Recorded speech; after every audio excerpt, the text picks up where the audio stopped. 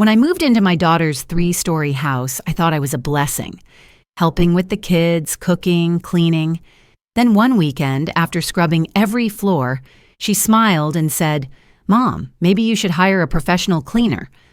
I almost believed it was innocent, until I found the renovation plans. My room, replaced with her husband's home office, but I didn't say a word, because I had one document signed years ago that would make her realize this house wasn't hers to take from me.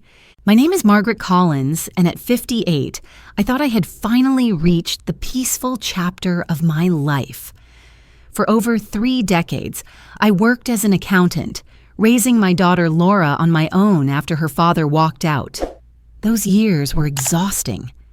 Late nights with ledgers by my side, grocery bills stretched to the last cent, and holidays where the gift was simply that we made it through another year together.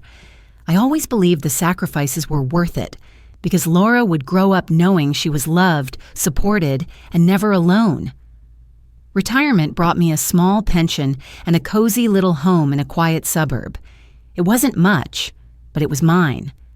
My days were filled with tending to my roses, reading novels on the porch, and calling Laura to catch up on her busy life. Laura, now 35, was everything I had hoped she would be. Successful, confident, and living in the city with her husband David and their daughter Sophie. It was during one of those phone calls that Laura suggested, almost casually, "Mom, why don't you come stay with us? Sophie would love having you around more, and it'll be nice for you not to be alone all the time." Her words warmed me. I imagined Sunday dinners, laughter echoing through the halls, and time with my granddaughter that I could never get back. I didn't hesitate. Within weeks, we were packing up my life into boxes. Laura's house was everything my little home wasn't. 3 stories of modern elegance. The first time I stepped inside, I felt both pride and a strange pang of distance. Marble floors gleamed beneath my shoes, tall windows flooded the rooms with light, and everything smelled faintly of lemon polish and expensive candles. "Welcome home, Mom," Laura said, hugging me tightly. David offered a polite smile as he carried in my suitcase. Sophie ran to me, her arms wrapping around my waist. "Grandma, you're going to live with us forever, right?" In that moment, I thought maybe I would. The first few weeks felt like a dream. We had family dinners nearly every night. I helped Sophie with her homework at the kitchen island while Laura finished work calls and David scrolled through his phone.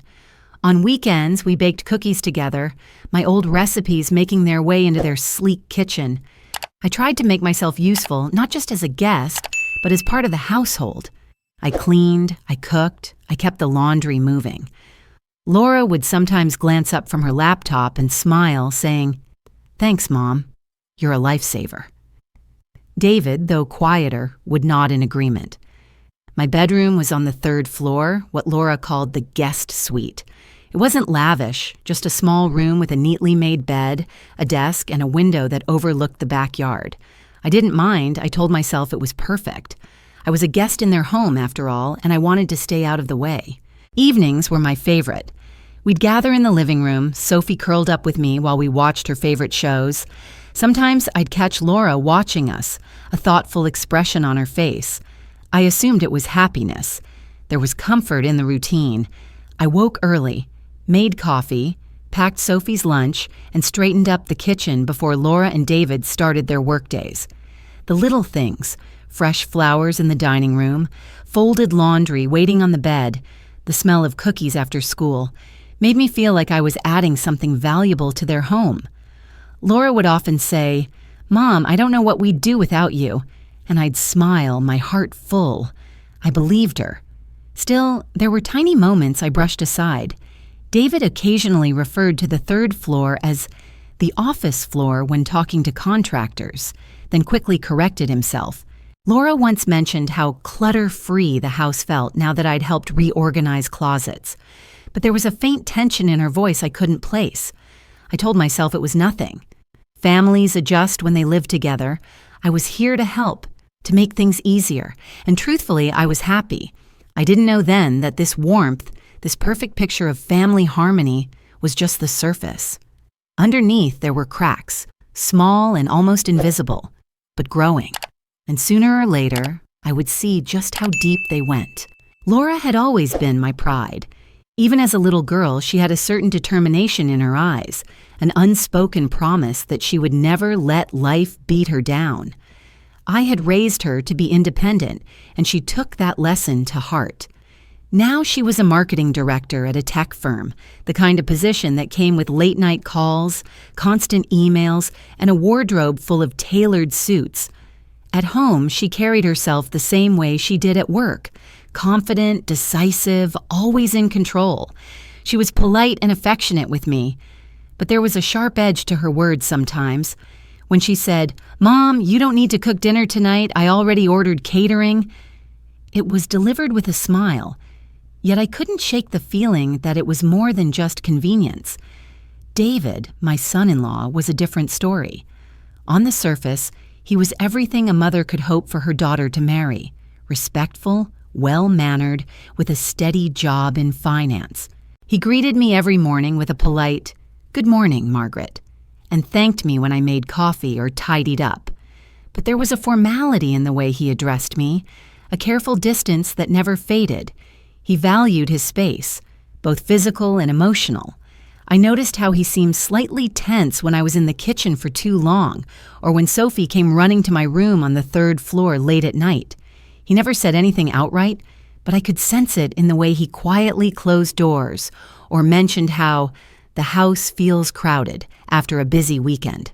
Sophie, on the other hand, was a bright light in the house. At 8 years old, she was full of questions, stories, and boundless energy. She adored having me there. Every afternoon, she would burst through the door after school, calling Grandma, before dropping her backpack and launching into a detailed retelling of her day. We baked together, read bedtime stories, and whispered secrets that only a grandmother and granddaughter could share.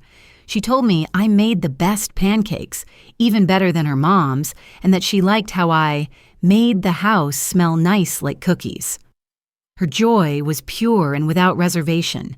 The one relationship in the house I knew had no hidden layers. On the surface, our family life looked picture perfect. Dinners around the table were filled with stories about Sophie's school projects, Laura's work victories, and David's subtle jokes. There were birthday celebrations with candles, Thanksgiving dinners where everyone held hands, and Christmas mornings where Sophie tore open gifts with delighted squeals. But beneath that polished surface, there were tiny fractures I couldn't ignore. Laura was efficient and affectionate, but she rarely slowed down long enough to just sit with me. Conversations with her were often rushed, squeezed in between conference calls or while she typed out emails. Sometimes, when she was stressed, her tone toward me shifted. Gentle reminders became subtle instructions, and gratitude turned into polite corrections. David's polite distance never changed. He was never unkind, but he always seemed to be watching the household like a balance sheet, calculating space, time, and comfort. He was a man who valued order, and I sometimes wondered if my presence disrupted his idea of what home should look like. Even Sophie, in her innocence, sometimes repeated things she'd heard. Once she told me, "Mommy says Daddy needs quiet on the weekends, so maybe we can play in your room." It was said with a smile, but I couldn't help but notice the implication. Still, I pushed aside my doubts.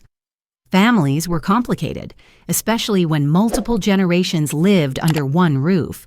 I told myself that these small discomforts were just part of the adjustment period. After all, I had been invited here. Laura had insisted it would be good for all of us. From the outside, we were a family in perfect harmony, an accomplished daughter, a polite son-in-law, a happy granddaughter, and a mother who fit seamlessly into their lives. What no one saw, not even me at the time, was that harmony can sometimes be a performance. And the cracks, though invisible now, would one day split wide open. It didn't take long before I began to notice the small details, the kind that don't shout for attention but whisper, softly until you can't unhear them. My guest suite on the 3rd floor was a polite way of saying I'd been tucked into the most private, least used part of the house. It was neat and tidy, but it felt temporary. like a hotel room waiting for the next visitor. The furniture wasn't mine. The decor was impersonal, and there were no signs of permanence. My boxes stayed neatly stacked in the closet, as if my life was something that could be packed up and moved again at a moment's notice. I told myself I didn't mind. It was practical, close to Sophie's playroom, away from the busy areas of the house. But in the quiet hours of the evening, when I sat at my small desk writing in my journal, I sometimes wondered why there was no effort to make it feel like my room. Then there were Laura's comments, always light, always framed as helpful suggestions. "Mom, you've been working so hard around the house. You deserve to relax. Maybe we should get a cleaning service once a month," she'd say with a smile over her coffee. Another time, while watching me wipe down the kitchen counters, she added, "It might be easier if we had someone come in for the heavier chores, just so you don't overdo it." Her words were kind on the surface, but there was something underneath, something I couldn't quite name. It wasn't that she didn't appreciate my help, but the way she spoke made me feel like my efforts were somehow out of place. I brushed it off, convincing myself that Laura was just trying to make my life easier. She was busy, stressed, and probably didn't want me tiring myself out. Still, these moments piled up in the back of my mind. One evening, after Sophie had gone to bed, I came downstairs to get a glass of water. Laura's office door was slightly ajar, her voice carrying into the hallway. I paused, not intending to eavesdrop, but my name caught my attention. "The third floor could really be used for something else," she was saying. David's voice responded, low and measured. "I know, but we'll have to figure out how to make that work. She's settled in up there." There was a pause, then Laura again. "It's just, with both of us working from home, space is tight. We need to think about the future." I stood frozen in the hallway, my glass of water forgotten in my hand. Their voices were calm, practical, but the implication was sharp. My room, the only space in this house that was truly mine, was being discussed as if it were a piece of unused storage. I slipped back upstairs quietly, my heart beating a little faster. I told myself not to overreact. Families have these conversations all the time. They probably just needed to reorganize things. And yet a seed of unease took root that night. From then on, I began to notice more. When contractors came by, David would casually mention reworking the upstairs layout or making better use of the space. Laura's laptop screen once displayed what looked like floor plans, but she quickly closed it when I walked into the room. They never said anything to me directly, but I could feel the undercurrent. Subtle, quiet, but they're all the same. I didn't want to believe that my place in the house was temporary. I had convinced myself that Laura invited me here because she wanted me close, because Sophie needed me, because this was where I belonged. But for the first time, I allowed myself to consider a different possibility. Maybe I wasn't here because I was wanted. Maybe I was here because I was useful. I pushed the thought aside, forcing a smile the next morning at breakfast, pretending nothing had changed. But inside, something had shifted. I could no longer look at my little room, Laura's polite comments, or the casual mentions of future plans without feeling a faint chill. Something was coming. I just didn't know what. That Saturday morning, the house felt unusually quiet. Laura had taken Sophie to her dance class, and David was off at a client meeting. For once, I had all 3 floors to myself. I looked around the living room, noticing faint smudges on the windows, a thin layer of dust on the shelves, and crumbs hiding in the corners of the kitchen.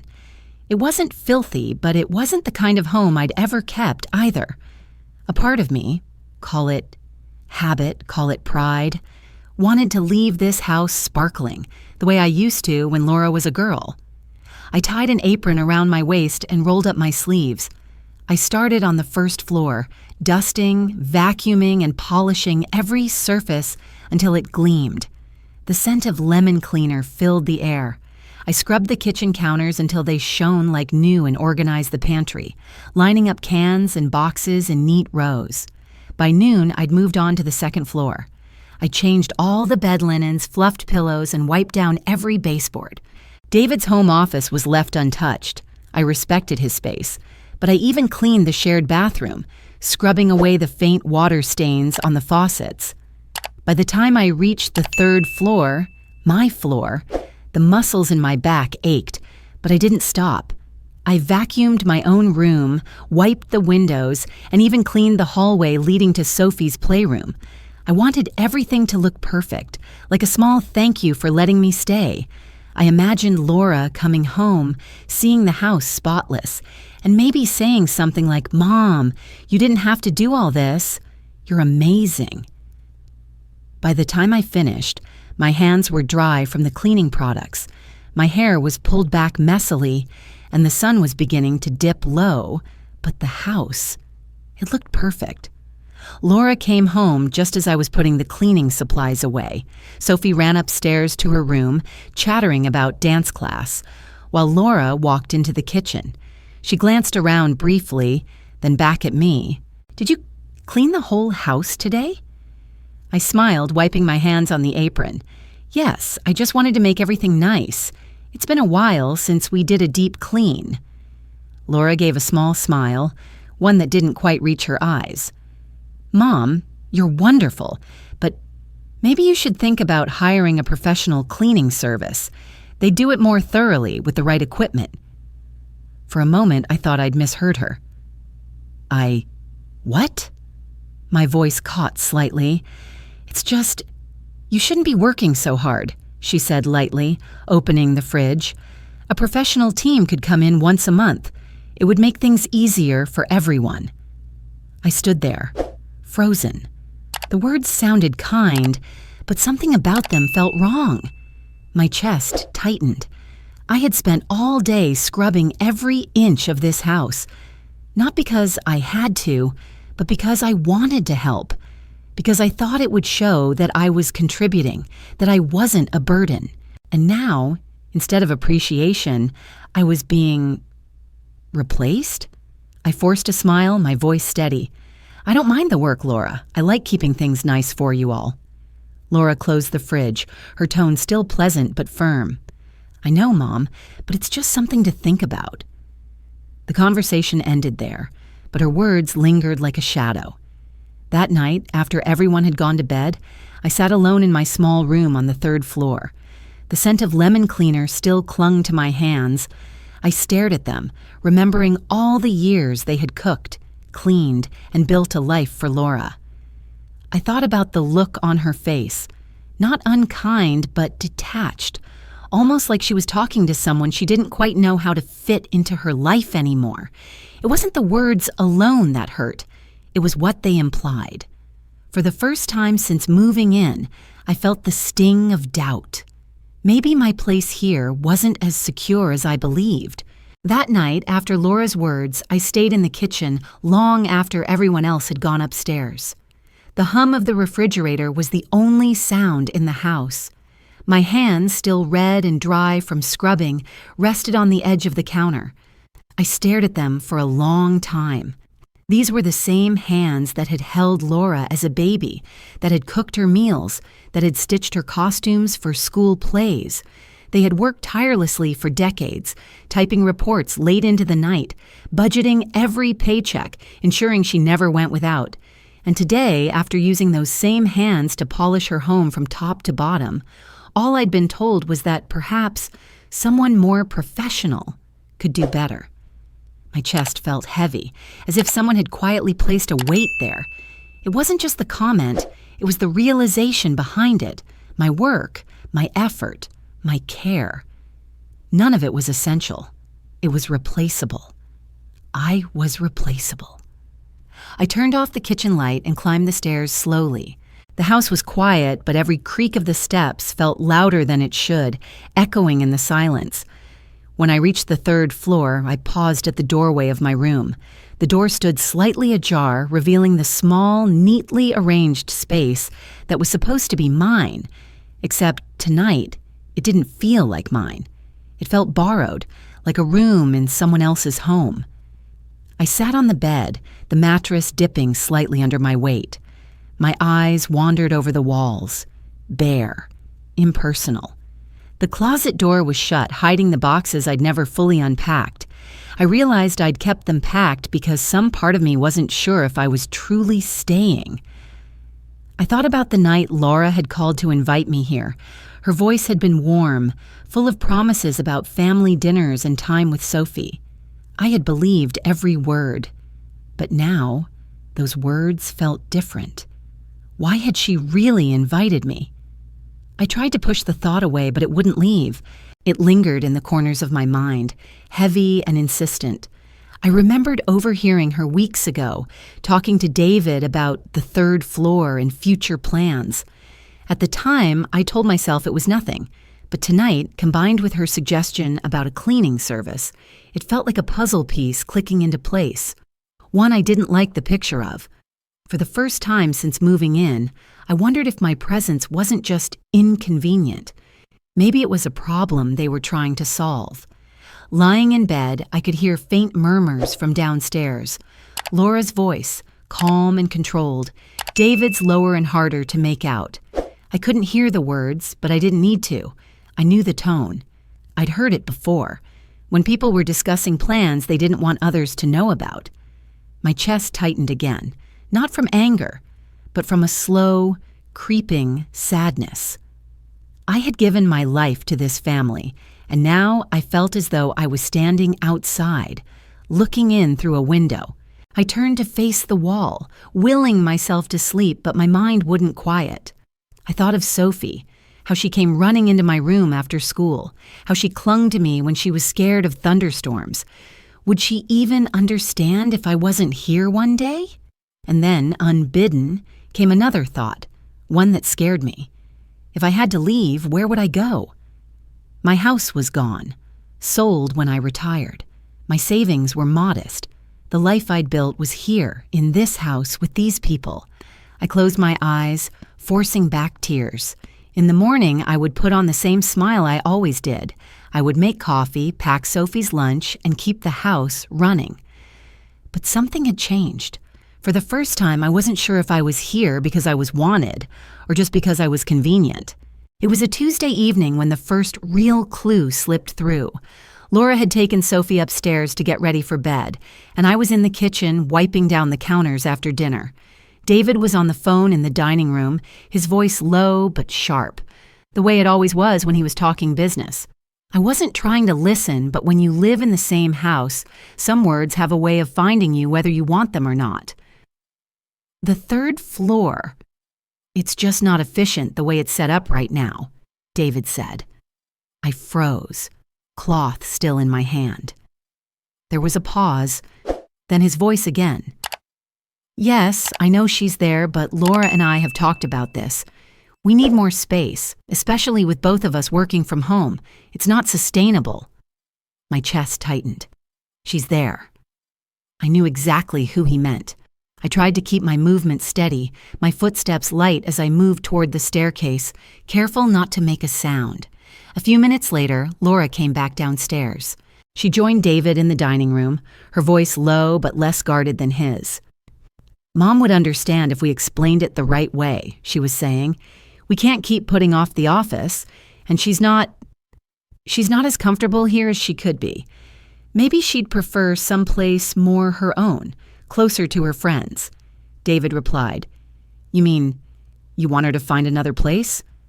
Laura hesitated, then said, Not in those words. But we can help her. Maybe we find her a nice condo nearby. She could visit whenever she wants, and we'd have the space we need. I felt my heart sink, the words echoing louder in my head than they did in the room. They weren't yelling. They weren't angry. This wasn't a confrontation. It was a plan. I backed away quietly, retreating to the shadows of the hallway before either of them could see me. Upstairs in my room, I sat on the bed and stared at the blank wall. I told myself there had to be a misunderstanding. Maybe they really did think I'd be happier somewhere else. But the part of me that had been quietly uneasy for weeks knew better. Over the next few days, I began noticing little signs I had missed before. Laura would talk to contractors on the phone, her voice turning professional. I overheard phrases like layout change and third floor redesign. David's office door stayed closed more often, but occasionally I caught glimpses of rolled-up blueprints on his desk. One evening, I came down to find a contractor in the living room. He greeted me politely, but when I asked what he was there for, Laura quickly stepped in. "Oh, just some general repairs," she said, smiling a little too brightly. But as the contractor left, I overheard him say to David, "Once we reconfigure the third floor, you'll have plenty of space for that office." I walked upstairs slowly, my thoughts swirling. The third floor. My room. The home that had felt warm and welcoming just weeks ago now felt like a place of shifting walls, literally and figuratively. For the first time, I realized I needed to pay attention. Whatever was coming, it wasn't just about space. It was about my place in this house, in their lives. After overhearing Laura and David's conversation, I knew I couldn't ignore my instincts any longer. Something was happening, and it wasn't just about space. It was about my future in this house. I began to observe more carefully. I noticed how David closed his laptop abruptly whenever I walked into the room, how Laura shifted her phone screen away from me when she was messaging someone. I wasn't looking to invade their privacy, but I couldn't shake the feeling that whatever they were planning had everything to do with the third floor, my floor. One evening, a small opportunity presented itself. David had left his laptop on the dining table, open but on sleep mode, while he stepped outside to take a call. Laura was upstairs giving Sophie a bath. The hum of water running above covered any noise I might make. I hesitated, my hand hovering over the mouse. It felt wrong to pry, but the image of my packed boxes in the closet, boxes I'd never unpacked because I wasn't sure how long I'd stay, flashed in my mind. I needed answers. I tapped the trackpad gently. The screen blinked awake, and there it was, an open PDF file labeled Third Floor Layout, Final Draft. My heart began to pound as I clicked it open. The diagram showed the entire third floor stripped of its current arrangement. My small bedroom was gone, replaced by a large open space labeled David's office. The hallway to Sophie's playroom was now marked Storage Area. I scrolled through the file, my fingers trembling. At the bottom of the page, a logo caught my eye. Kensley and Shore Realty, a real estate company. Why would a real estate agency be involved in a floor redesign? I clicked through the other tabs. There were email drafts, cost breakdowns, and even a file labeled Appraisal. The appraisal document listed the house's estimated market value, both as it currently stood and with updated third-floor renovations. I stared at the numbers, my breath catching. The renovation wasn't just for comfort. It was to increase the selling price. A cold realization crept over me. They weren't just trying to take over my room. They were planning to sell the house. My mind raced. This was my home now, or at least it was supposed to be. Laura had invited me here, told me I belonged. But if they sold it, what would happen to me? I heard David's voice outside the front door, wrapping up his call. I quickly closed the files and let the screen slip back into sleep mode before stepping away. My heart was still pounding when he walked back in, smiling politely as if nothing had happened. That night, lying in bed, I replayed everything I'd seen. The blueprint, the real estate company, the appraisal. I tried to give Laura the benefit of the doubt. Maybe she was just considering options. Maybe they weren't serious. But in my gut, I knew better. Laura didn't make plans she didn't intend to follow through. Over the next week, I began quietly looking for more information. I checked the mail, casually noting any envelopes from real estate firms or contractors. I paid attention to Laura's calendar on the fridge. There were more meeting blocks than usual, marked vaguely. One afternoon, while Laura was at work and David was on a conference call in his office, I found a printed proposal left on the kitchen counter. It was from Kensley and Shore Realty. The letter congratulated them on the viability of the property in the current market and detailed next steps pending the successful completion of the renovation. I gripped the paper tightly, reading it twice to make sure I wasn't misunderstanding. This wasn't hypothetical. They were moving forward. My stomach twisted. I wasn't just an inconvenience in their home. I was an obstacle in their plans. That evening, I watched Laura across the dinner table. She was cheerful, talking about Sophie's upcoming recital, but every smile felt like a mask. I wondered how long she had been planning this and whether she ever truly intended for me to stay long term. I didn't confront her, not yet. I needed to be sure. I needed to know exactly what I was up against before I made a move. In my room that night, I sat at my small desk and took out a notebook. I began writing everything down. The overheard conversations, the documents I'd seen, the company name, the appraisal details. It felt strange, almost like building a case. But deep down, I knew I might need one. The house was silent, but my mind was loud. Every creak of the floorboards below seemed to echo the truth I couldn't unhear. Laura and David were preparing to change everything.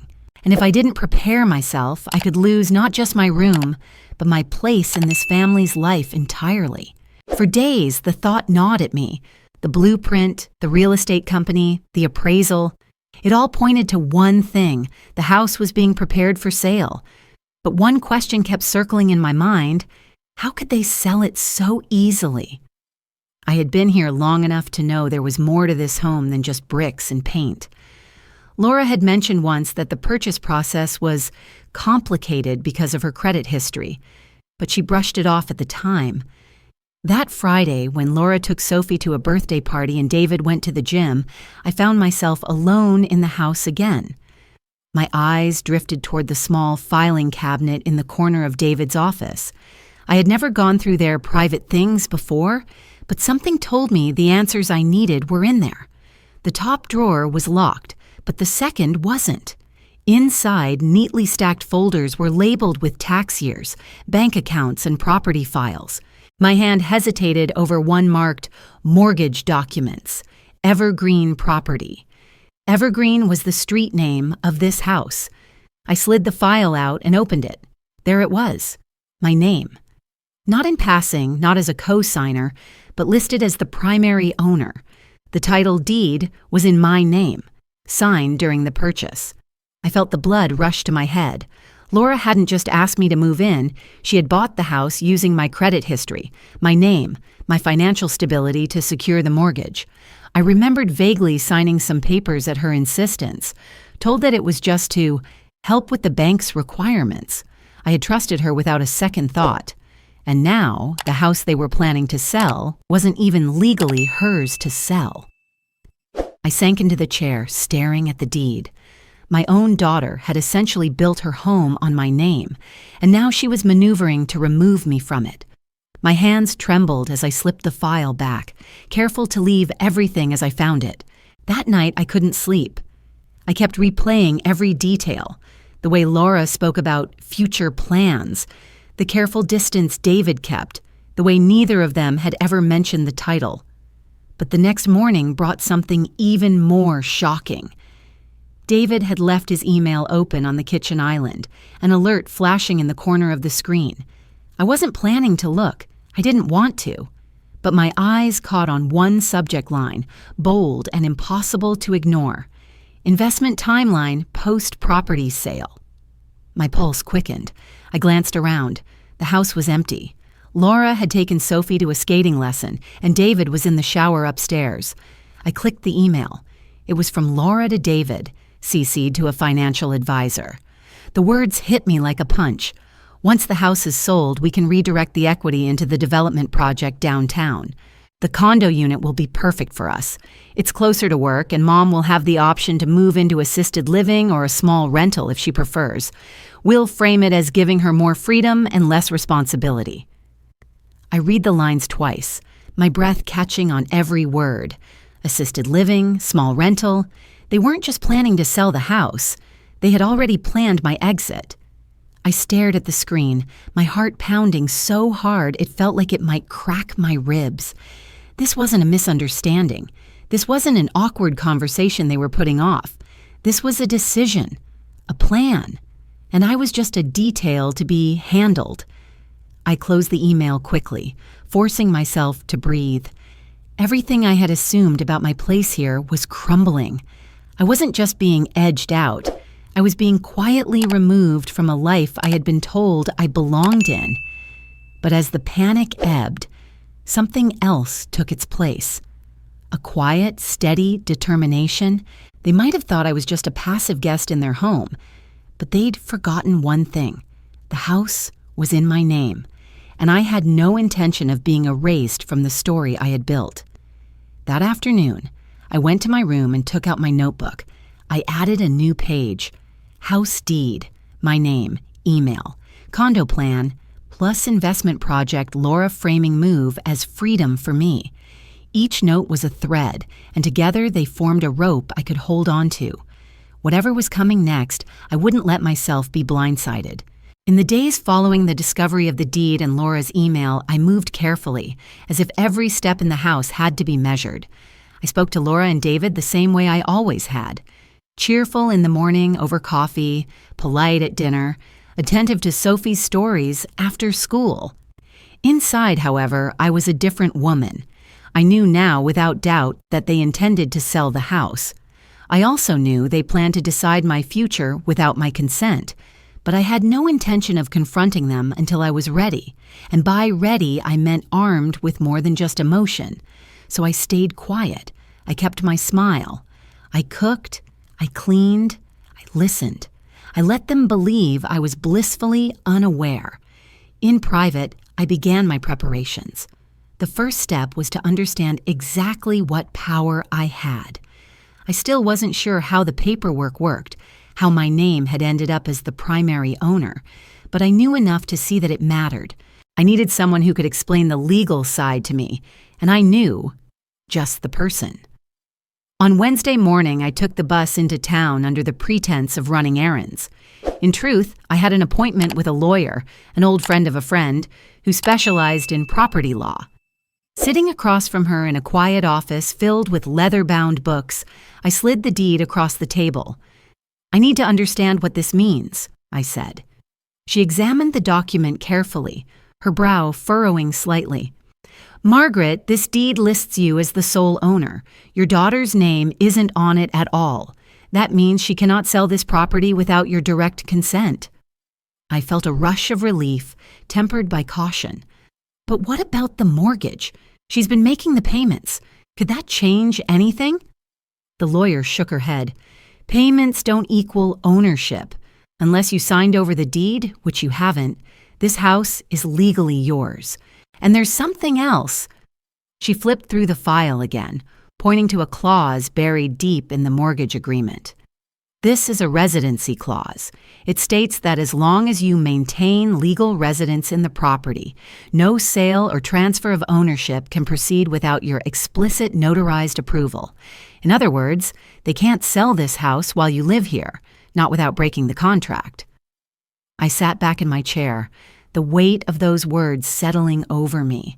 I hadn't just stumbled onto a technicality. I had found my ace. For a moment, I imagined Laura's face when she realized this. I imagined David's careful composure cracking. But I didn't smile. This wasn't about revenge. It was about reclaiming my place. The lawyer looked at me thoughtfully. "Margaret, you need to decide what you want to do with this information. You could confront them now, or you could wait. But either way, you hold all the legal cards." I thanked her, took copies of the relevant documents, and left the office with the papers neatly tucked into my bag. Back at the house, I moved through the rooms as though nothing had changed. I helped Sophie with her homework, asked Laura about her day, even complimented David on a new book he'd been reading. But inside, every interaction was colored by what I now knew. At night, in my room on the 3rd floor, I laid out my plan in my notebook. Step 1. Stay quiet. Gather more information. Step 2. Keep all documents secure. Step 3. Wait for the right moment, when the renovations or the sale are about to move forward. Step 4. Present the clause. on my terms. I knew timing would be everything. If I played my hand too soon, Laura might find another way to maneuver. But if I waited until the moment she thought she had everything in place, contractors lined up, buyers interested, my words would land with the greatest weight. For now, I would be patient. I closed my notebook, tucking it back into the drawer. From the outside, nothing had changed, but inside, everything had shifted. They thought they were moving me like a piece on a chessboard. They didn't realize I was setting up my own endgame. For the next 2 weeks, I kept my routine exactly the same. I wanted no sign of change, no hint that I knew what Laura and David were planning.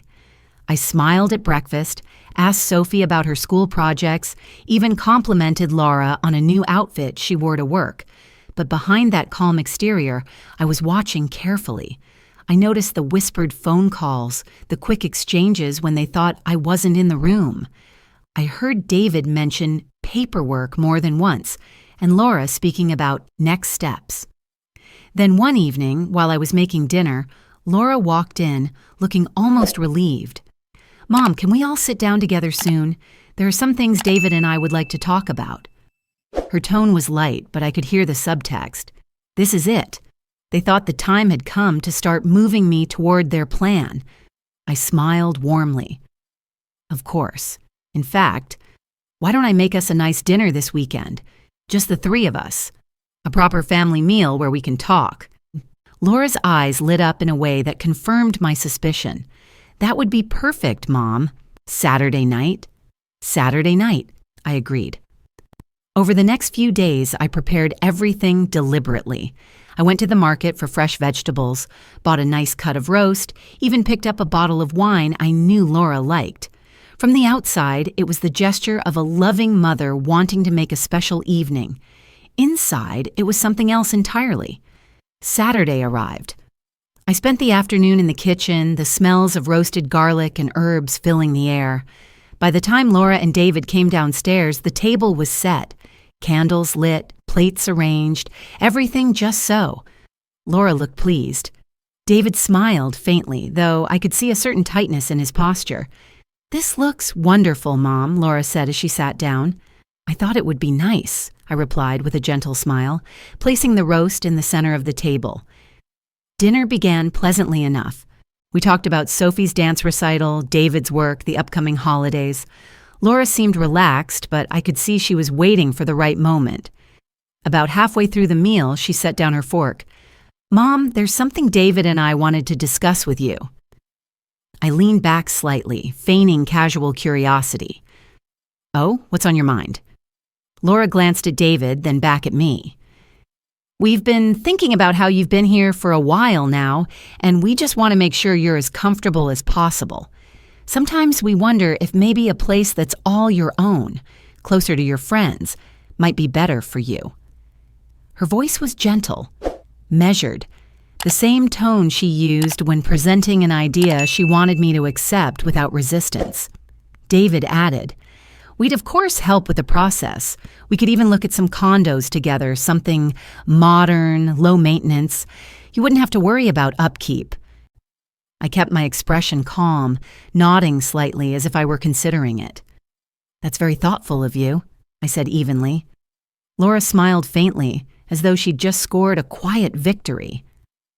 "We could go over some options soon.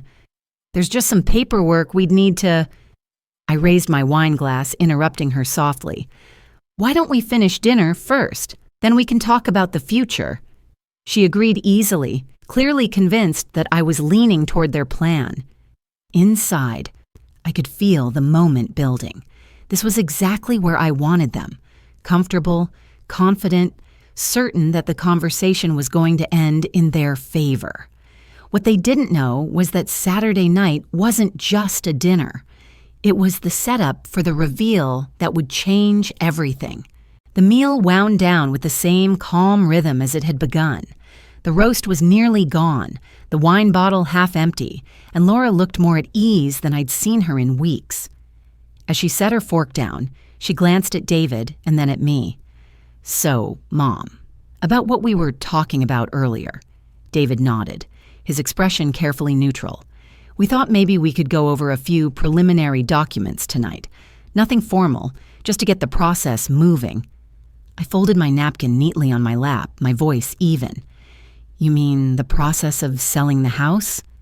Laura hesitated, her eyes narrowing slightly. Well, yes, eventually, but only because it will help everyone. You'll have your own place, we can move somewhere more efficient. It's a win-win. I reached under my chair and lifted a simple leather folder onto the table. That's interesting because I've been looking into some paperwork myself. Laura blinked, caught off guard. Paperwork? I opened the folder slowly, deliberately, pulling out a set of neatly organized documents. I laid the first one flat on the table. The title, Deed. Her eyes fell on the paper, scanning the lines until she froze. There, clear as day, was my name, the sole owner of the house. I believe this, I said gently, tapping the document, means I would have to agree to any sale of this property. David leaned forward, his brow furrowing. Where did you... He stopped himself, the question hanging in the air. Laura's smile faltered, a faint flush rising to her cheeks. Mom, this isn't about... I lifted the second document, a copy of the mortgage agreement, and pointed to the residency clause. And this here says, as long as I reside in the house, no sale or transfer can happen without my explicit notarized approval, which, to be clear, I have no intention of giving. Silence fell over the table.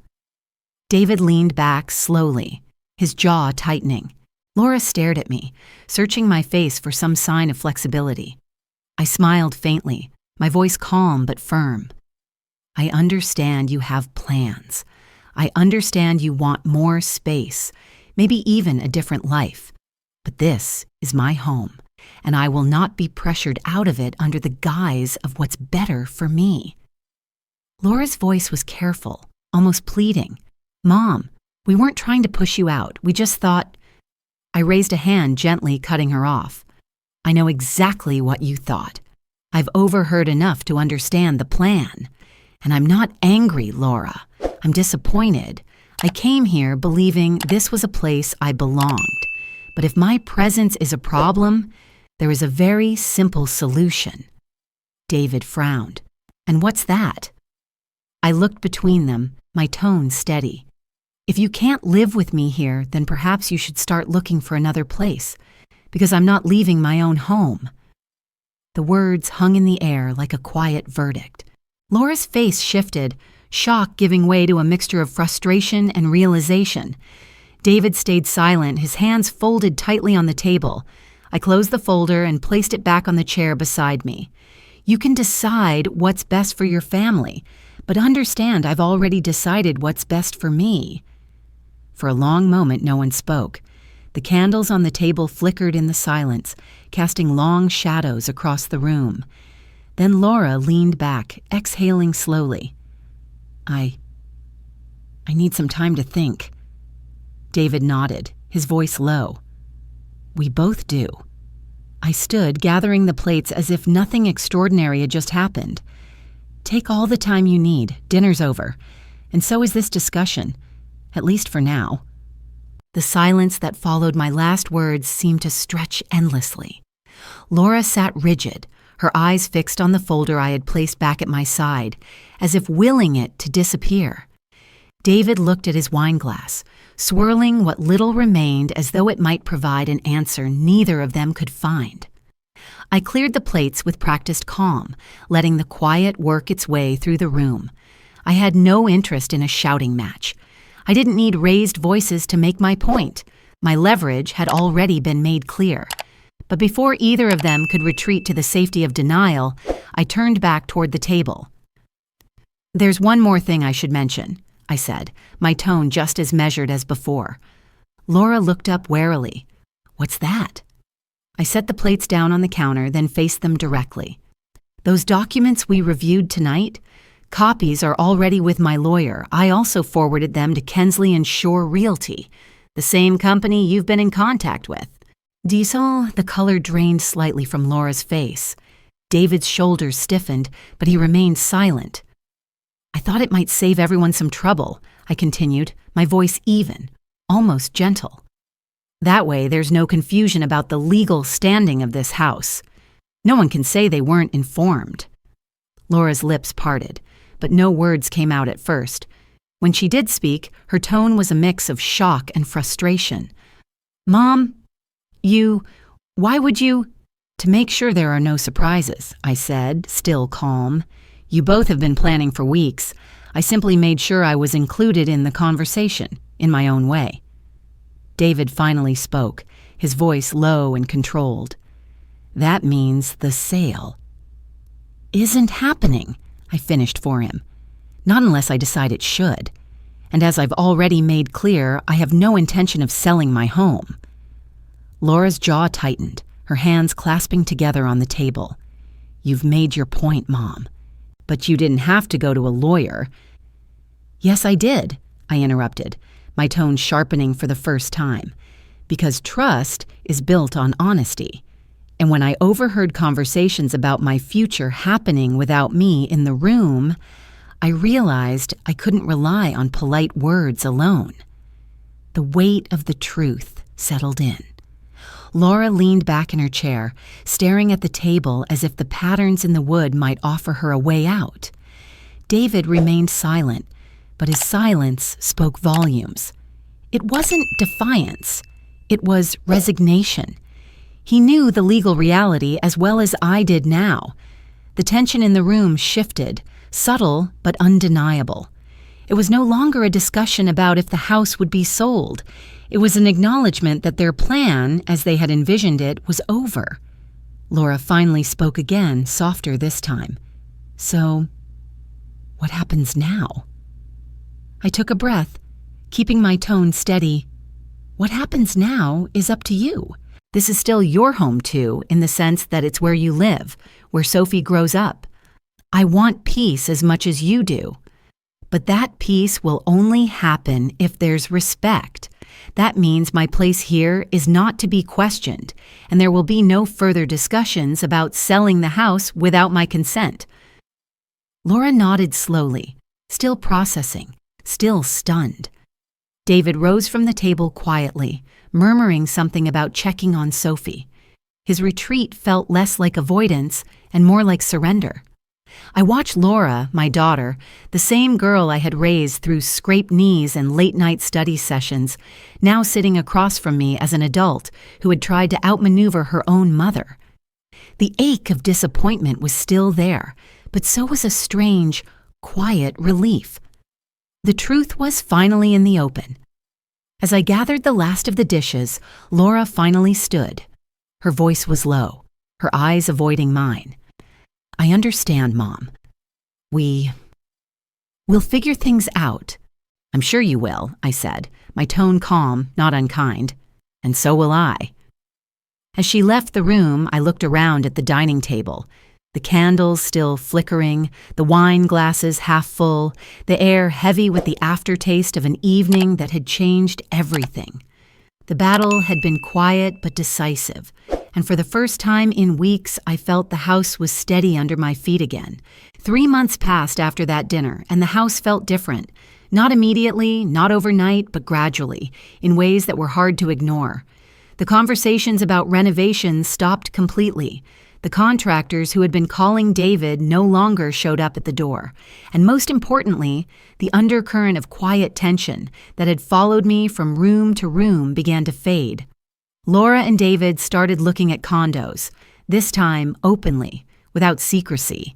It wasn't a dramatic announcement, just casual mentions over breakfast about a place closer to work or something with less maintenance.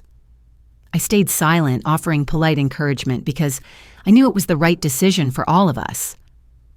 By early spring, they'd found a sleek 2-bedroom apartment in a new building just 15 minutes away. The move was framed as an upgrade for their lifestyle, but we all knew it was more than that.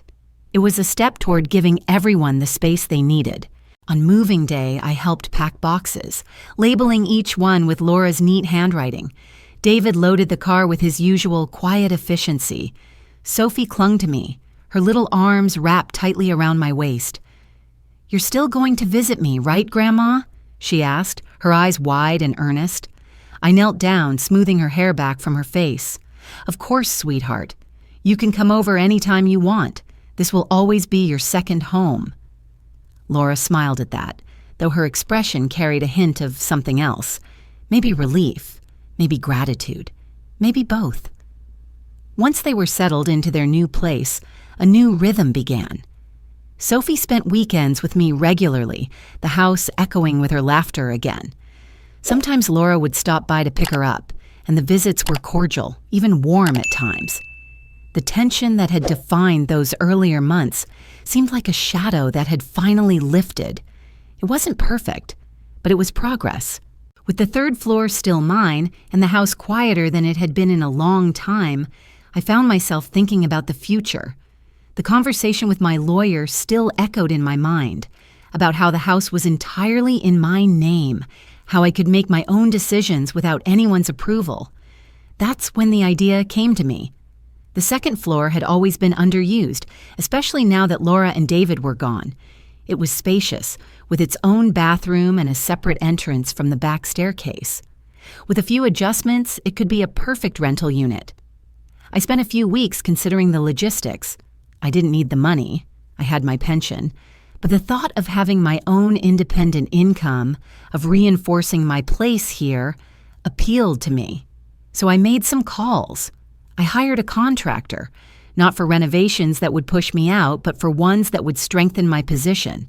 Fresh paint, updated fixtures, and a small kitchenette were installed on the second floor. By summer, the space was ready. I listed it discreetly, choosing my tenant carefully. I settled on a quiet graduate student named Emily who was polite, responsible, and thrilled to find such a well-maintained unit close to campus. When she moved in, the house felt alive in a new way, not crowded but balanced. I had my privacy on the third floor, she had hers on the second, and the rent she paid each month became a steady reminder of my independence. The arrangement worked perfectly. Sophie loved having another person in the house when she visited, and Laura, though surprised when I told her, had to admit it was a smart move. Standing in the backyard one sunny afternoon, watching Sophie play while Emily watered her plants on the balcony, I felt something I hadn't felt in a long time: stability. Not the kind that depends on someone else's goodwill, but the kind you build for yourself. The house was mine. My life was mine. And for the first time since I'd moved in with Laura, I felt truly at home. The seasons shifted gently, and with them, so did the rhythm of my life. The house, once filled with the constant hum of tension, now felt like a place of peace.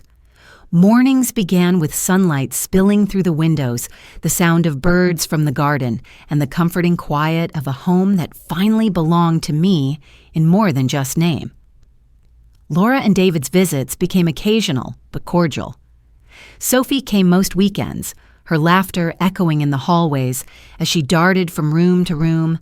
Watching her reminded me why I had come here in the first place, why I had been willing to overlook the early signs of discomfort. Yet I also couldn't ignore how much I had changed. There had been a time, not so long ago, when I believed family ties were enough to guarantee security, that love and shared history could outweigh misunderstandings or shifting priorities. But the last year had shown me something different.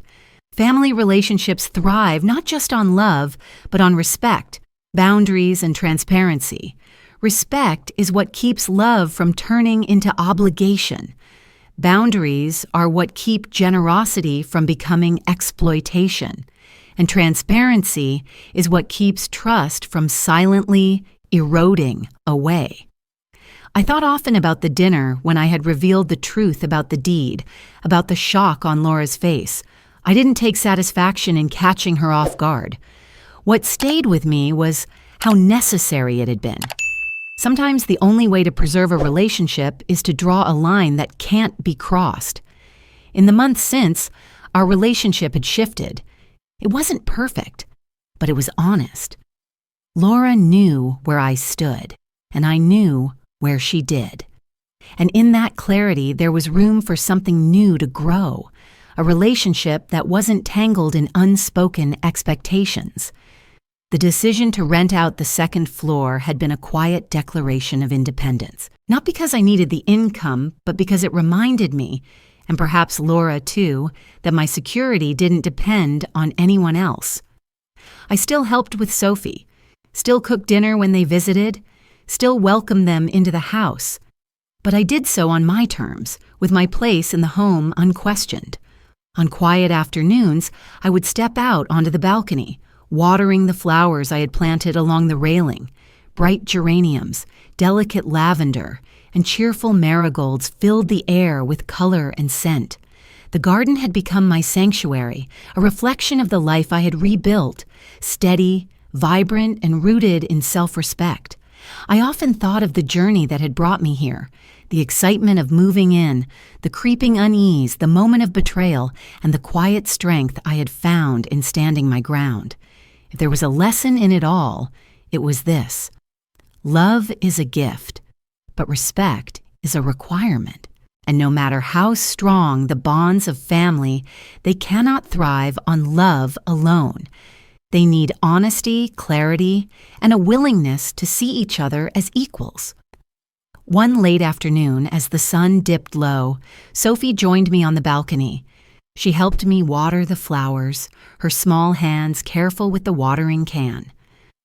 "Grandma," she said, looking up at me, "when I grow up, I want a house like this, with flowers and everything." I smiled, my heart full. "You will, Sophie, and you'll make it a home you can be proud of. Just remember, it's not just about the walls or the roof, it's about the people in it and how they treat each other." She nodded solemnly, as if storing the thought away for later. As the last light of day washed over the balcony, I looked out at the garden, at the home that was finally fully mine.